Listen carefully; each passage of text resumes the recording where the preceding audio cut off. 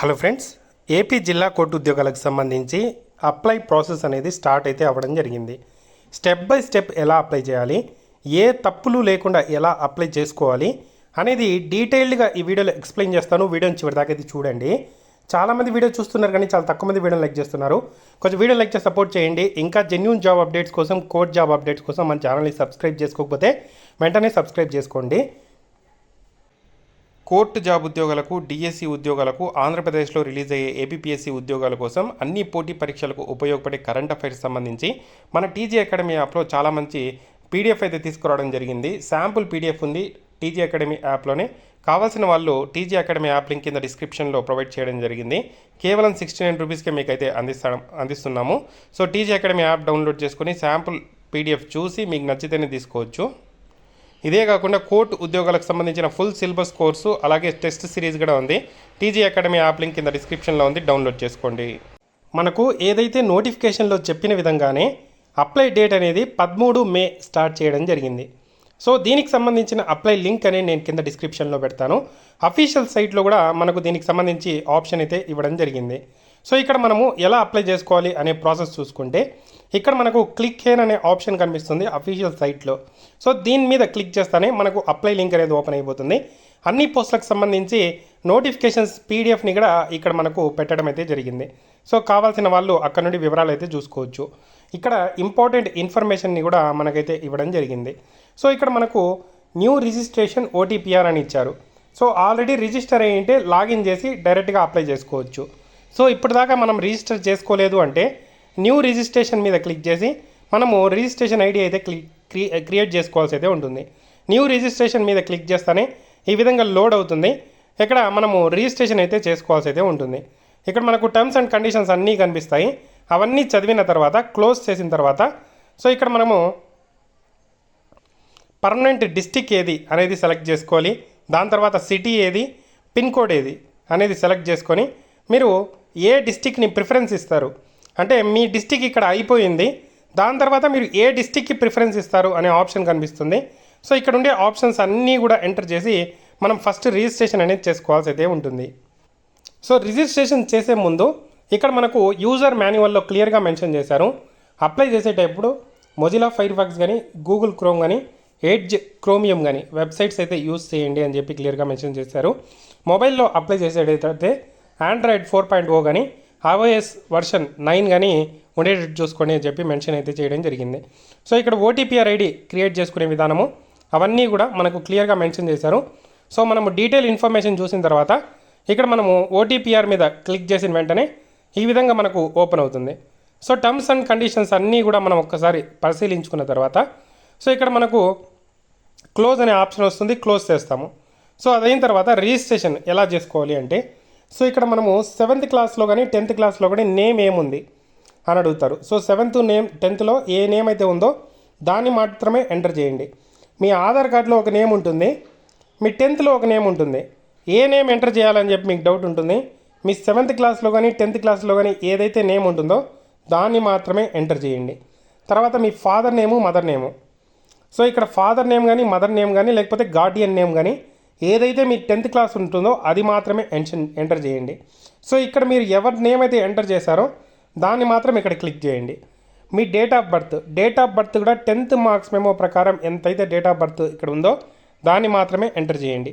తర్వాత జెండర్ మేలా, ఫీమేలా, ట్రాన్స్జెండరా మెన్షన్ చేయండి. మ్యారేజ్ ఏంటంటే మ్యారిటల్ స్టేటస్ అయితే ఎంటర్ చేయాల్సి అయితే ఉంటుంది.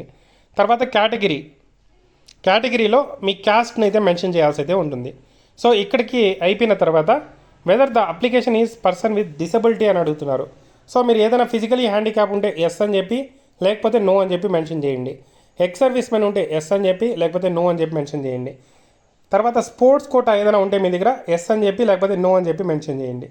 తర్వాత మొబైల్ నెంబరు, కన్ఫర్మ్ మొబైల్ నెంబర్లో కూడా అదే పెట్టాల్సి ఉంటుంది. ఈమెయిల్ ఐడి, కన్ఫర్మ్ ఈమెయిల్ ఐడిలో కూడా అదే పెట్టాల్సి అయితే ఉంటుంది. So email ID, mobile number ఒకేసారి ఇక్కడ తీసుకుంటుంది, చేంజెస్ ఉండవు. ఏదైతే మీ పర్మనెంట్ నెంబర్ ఉంటుందో 1కి 2 సార్లు చూసుకొని టైప్ చేయండి. తర్వాత మీ అడ్రస్. సో ఇక్కడ మీ అడ్రస్ని అయితే మెన్షన్ అయితే చేయాల్సి అయితే ఉంటుంది. సో అడ్రస్ని మెన్షన్ చేసిన తర్వాత మీరు పర్మనెంట్ అడ్రస్ ఒకటి ఉంటుంది, ప్రజెంట్ ఒక అడ్రస్ ఉంటుంది. లేదు మా పర్మనెంట్ అడ్రస్, ప్రజెంట్ అడ్రస్ ఒకటే అంటే దీన్ని టిక్ మార్క్ చేశారంటే కింద ఆప్షన్ కూడా వచ్చేస్తుంది.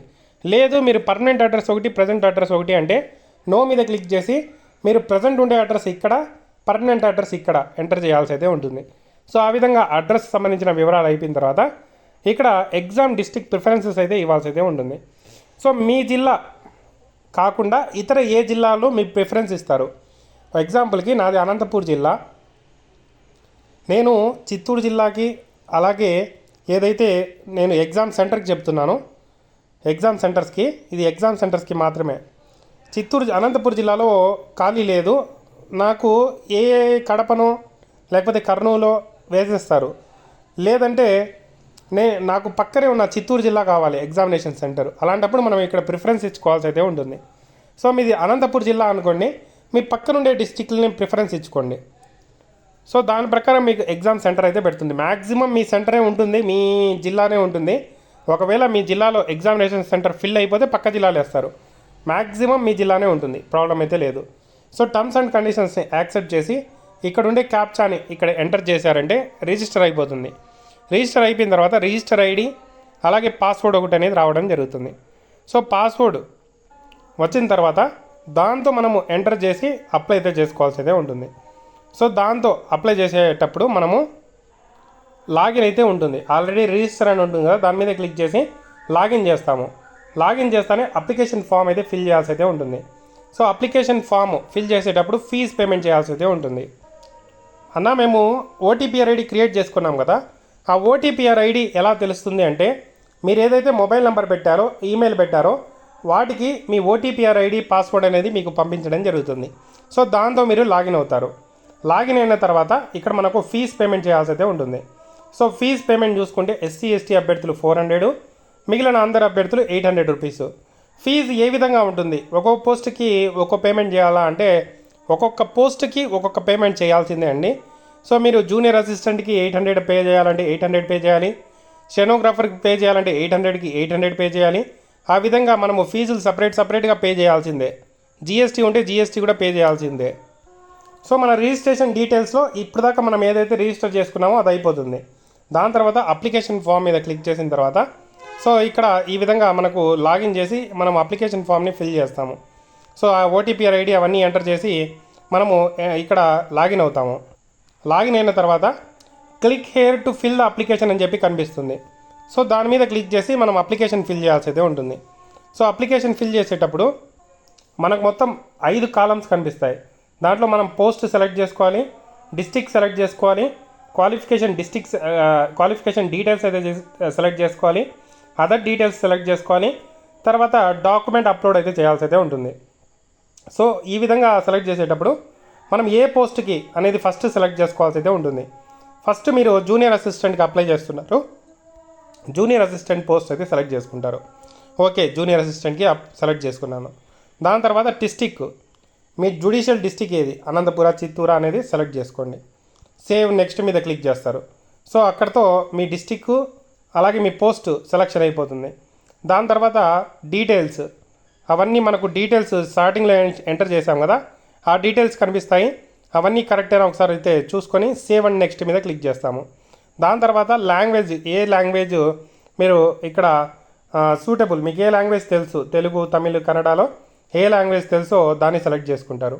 సో లాంగ్వేజ్ సెలెక్షన్ అయిపోయిన తర్వాత టైప్ ఆఫ్ స్టడీ, మీరు రెగ్యులర్గా చదివారా, ప్రైవేట్గా చదివారా, ఓపెన్ స్కూల్లో చదివారా అనేది సెలెక్ట్ చేసుకోవాల్సి.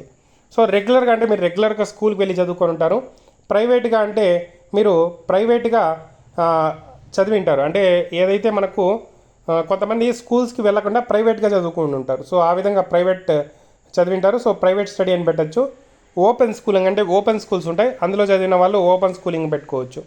అన్నా నేను ప్రైవేట్ స్కూల్ చదువుకున్నాను, నేను ప్రైవేట్ స్టడీ పెట్టాలా, రెగ్యులర్ స్టడీ పెట్టాలా అంటే మీరు రెగ్యులర్గా స్కూల్కి వెళ్ళి చదువుకొని ఉంటే రెగ్యులర్ స్టడీ పెట్టండి, అంతే అండి. సో నెక్స్ట్ మీ 10th ఏ బోర్డు, ఎస్ఎస్సి బోర్డు అనేది సెలెక్ట్ చేసుకొని బోర్డ్ ఆఫ్ సెకండరీ ఎడ్యుకేషన్ అని ఉంటుంది. సో దాన్ని ఎంటర్ చేసి మీ 10th మార్క్ లిస్ట్లోనే ఉంటుంది. మీరు సిబిఎస్ఈ ఉంటే సిబిఎస్ఈ ఎంటర్ చేయండి. ఎప్పుడు పాస్ అయ్యారు, ఏ డిస్టిక్, స్కూల్ ఏ డిస్టిక్ అనేది మెన్షన్ చేయండి. దాని తర్వాత మీ ఇంటర్మీడియట్ చదువుకోనుంటే ఇంటర్మీడియట్, గ్రాడ్యుయేషన్ చదువుకోనుంటే గ్రాడ్యుయేషను, అదర్ క్వాలిఫికేషన్ చదువుకోనుంటే అదర్ క్వాలిఫికేషను. మీ క్వాలిఫికేషన్ డీటెయిల్స్ అన్నీ ఎప్పుడు పాస్ అయ్యారు, సో ఆ డీటెయిల్స్ అన్నీ ఎంటర్ చేసి సేవ్ అండ్ నెక్స్ట్ మీద క్లిక్ చేస్తారు. సో నెక్స్ట్ ఆ డీటెయిల్స్ అయిపోయాక ఇక్కడ మనకు అదర్ డీటెయిల్స్ అడుగుతుంది. అదర్ డీటెయిల్స్లో whether the application involved in any criminal cases. So ఎప్పుడైనా మీరు క్రిమినల్ కేసెస్ అరెస్ట్ అవ్వడము ఇలాంటివి ఏదైనా జరుగుతుందా అని అడుగుతున్నారు. సో మీ మీద ఏదైనా కేసులు ఉంటే ఎస్ అని చెప్పి, లేదంటే నో అని చెప్పి మెన్షన్ చేయండి. Whether the applicant involved in ఏదైతే విజిలెన్స్ ఎంక్వైరీ అని అడుగుతున్నారు. సో మీరు ఏదైనా విజిలెన్స్ ఎంక్వైరీకి సంబంధించి ఏదైనా మీరు ఇన్వాల్వ్ అయ్యారా అని అడుగుతున్నారు. సో దానికి సంబంధించిన డీటెయిల్స్ అయితే ఇవ్వండి. సో మీ డిస్ట్రిక్ట్ని సెలెక్ట్ చేసుకోవాల్సి అయితే ఉంటుంది. So next document upload and payment section ఉంటుంది. సో డాక్యుమెంట్ అప్లోడ్లో ఫస్ట్ ఫోటోగ్రాఫ్ అయితే అప్లోడ్ చేయాలి. ఫోటోగ్రాఫ్ అనేది అప్లోడ్ చేసిన తర్వాత సో మనకు ఫోటో అనేది 80 KB కన్నా తక్కువ ఉండేటట్టు చూసుకోండి. జేపీఈజీ ఫార్మాట్ 80 KB కన్నా తక్కువ ఉండాలి. నెక్స్ట్ ఫోటో అయిపోయింది, ఫోటో అప్లోడ్ చేసాము. సో నెక్స్ట్ మనకు ఫోటో అప్లోడ్ అవుతానే ఫైల్ అప్లోడ్ సక్సెస్ఫుల్ అని వస్తుంది. సో ఆ విధంగా వస్తేనే సక్సెస్ అయినట్టు ఫోటో. నెక్స్ట్ చూసుకుంటే రీసెంట్ ఫోటో అవుతానే సిగ్నేచర్ ఫోటో అప్లోడ్ చేయాలి. Next scanned copy of 7th 10th SSC marks memos. So date of birth proof కోసం 10th marks memo, 7th marks memo upload చేయండి ఏదో ఒకటి. Next caste certificate. Next non creamy layer certificate. నేను already చెప్పాను మీకు non creamy layer certificate mandatory అని చెప్పి. So BC అభ్యర్థులు non creamy layer certificate upload చేయాల్సి అయితే ఉంటుంది. ఇది కేవలం బీసీ అభ్యర్థులకు మాత్రమే. నెక్స్ట్ డిగ్రీ సర్టిఫికేట్ ఉంటే డిగ్రీ సర్టిఫికేట్. ఫిజికలీ హ్యాండిక్యాప్ వాళ్ళు ఫిజికలీ హ్యాండిక్యాప్ సర్టిఫికేట్. డిశ్చార్జ్ అంటే ఎక్స్ సర్వీస్ మెన్ వాళ్ళు డిశ్చార్జ్ సర్టిఫికేట్. నెక్స్ట్ టైపింగ్ ఎవరైనా ఎంటర్ చేసుకొని ఉంటే దానికి సంబంధించిన సర్టిఫికేట్స్. షార్ట్ హ్యాండ్ ఎవరైనా ఎంటర్ చేసుకుంటే దానికి సంబంధించిన సర్టిఫికేట్. ఇది అందరికీ అవసరం లేదు, ఎవరికైతే అవసరం ఉంటుందో వాళ్ళు మాత్రమే అప్లోడ్ చేయాల్సి అయితే ఉంటుంది. నెక్స్ట్ మెరిటోరియస్ స్పోర్ట్స్ కోటా వాళ్ళు స్పోర్ట్స్ కోటాకి సంబంధించిన సర్టిఫికేట్స్. నెక్స్ట్ స్టడీ సర్టిఫికేట్, లాస్ట్లో స్టడీ సర్టిఫికేట్. స్టడీ సర్టిఫికేట్ కానీ లోకల్ క్యాండిడేట్ సర్టిఫికేట్ కానీ రెసిడెన్సీ సర్టిఫికేట్ కానీ అప్లోడ్ చేయాల్సి అయితే ఉంటుంది. సో ఈ విధంగా మనము సర్టిఫికేట్స్ అన్నీ అప్లోడ్ చేయాల్సి అయితే ఉంటుంది. మనకు ఎగ్జామినేషన్ ఫీజు కాకుండా 23 రూపీస్ 60 పైస్ అనేది పేమెంట్ గేట్వే ఛార్జెస్ అయితే ఉంటాయి. సో మనకు అప్లై ఫీజులతో పాటు అది ఎక్స్ట్రాగా ఉంటుంది. సో 823 రూపీస్ వస్తుంది మనం అప్లై చేసుకోవడానికి ఒక్కొక్క పోస్ట్కి. సో అది మీకు డెబిట్ కార్డా, క్రెడిట్ కార్డా, యూపీఐయా సెలెక్ట్ చేసుకొని పేమెంట్ అయితే చేస్తారు. సో పేమెంట్ అయిపోయిన తర్వాత మీ అప్లికేషన్ ఫాము అవన్నీ కూడా కనిపిస్తుంది. సో మీరైతే లాగిన్ చేసి మీరు సక్సెస్ఫుల్ ఉంటుంది. అప్లికేషన్ ఫామ్ని కావాల్సిన వాళ్ళు డౌన్లోడ్ చేసుకోవచ్చు. ఈ విధంగా దీనికి సంబంధించిన అప్లికేషన్ ఫామ్ అయితే ఉంటుందండి. మీకు ఏదైనా డౌట్స్ ఉంటే ఇక్కడ నంబర్ ఇచ్చారు, నంబర్కి కాంటాక్ట్ అవ్వచ్చు. హెల్ప్ డెస్క్ ఇచ్చారు.